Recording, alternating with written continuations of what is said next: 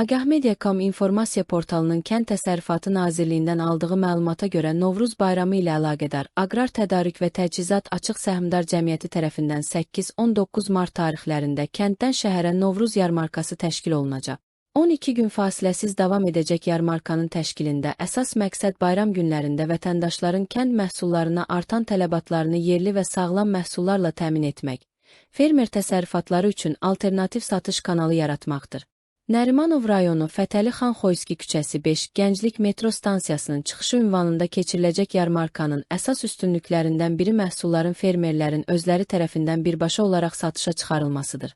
Yarmarkada ümumilikdə 20-dən artıq regiondan 55-dən çox fermerin iştirakı gözlənilir. Fermerlər 150-dən artıq çeşiddə kənd təsərrüfatı və qida məhsullarının satışını həyata keçirəcəklər.